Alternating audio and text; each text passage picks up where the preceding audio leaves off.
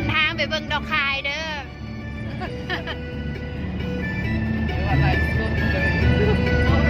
ได้สุดแล้วมีสัญญาณเสื้อไปก็ไปเสื้อหมดก็โอ้ขอบมุกขอบมากตั้งแต่โอกาสสั่นเนาะ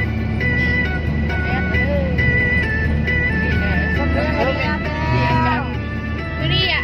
อากาศเป็นอันอย่างอากาศเป็นใจเนาะแดดดีไปเบิ่งดอกคายบ่มีอุปสรรคในการขี่รถเพราะว่ามีน้ำหมอกอ้าวผู้ซอยก็ได้หนทางโคตรเขี้ยวเลี้ยวงอแต่ว่าก็ไปฮอดที่หมายแล้วก็งามเดินผ่านมาสุกทางเจอว่าเป็นเดือนบอกข้างร้องปัจจัยใส่โอ้มี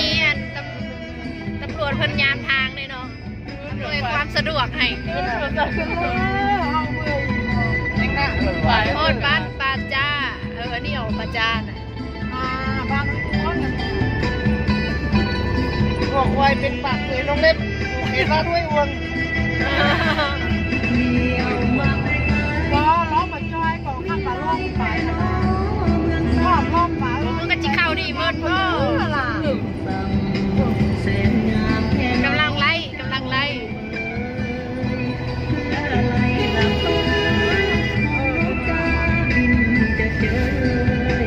เก็บที่ฮอดแล้วเนาะ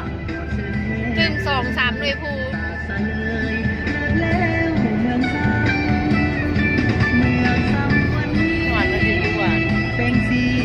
อันนี้คือบ้านห้วยบวงนี่ฮอดบ้านห้วยบวง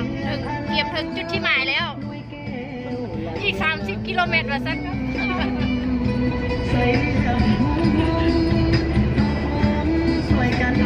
ไปให้เบิ่งกิโลเมตรสิให้เบิ่งหน่วยภูมีแต่หน่วยงาม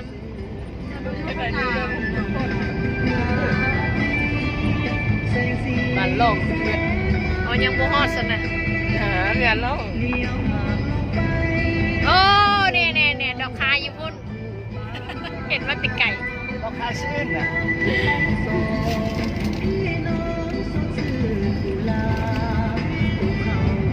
ก็ว่าเห็นเมื่อกี้เลยเนาะ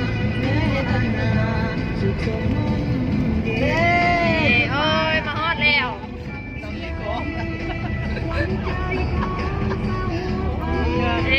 เนี่ยงามบ่นี่ล่ะดอกซากุระสำเนือ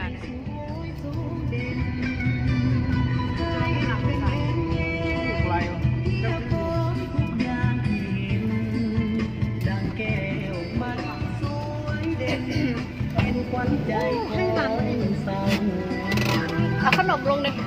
โอ้ยโทษฝุ่นโต๊ะคันงามอีลีเดอร์นี่กระหลายต้นอยู่ต้มส้มแถวยาให้เป็นโอ้ยงามแต่ว่าเกือบจะล่มป้านี่ดอกเอาไปอันนี้ดอกแท้หรือเปล่าแท้ก็ค่าแท้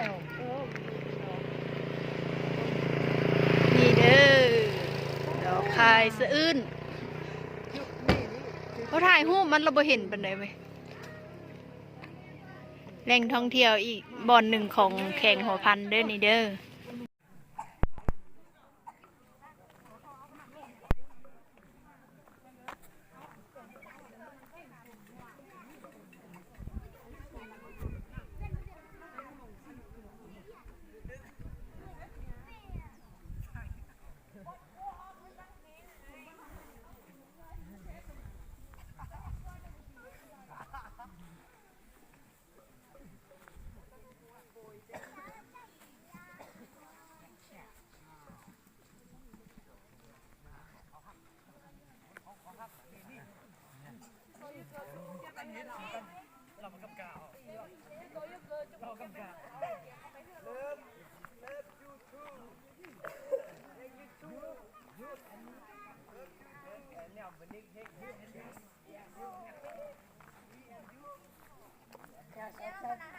Sultan ahead me. Yes.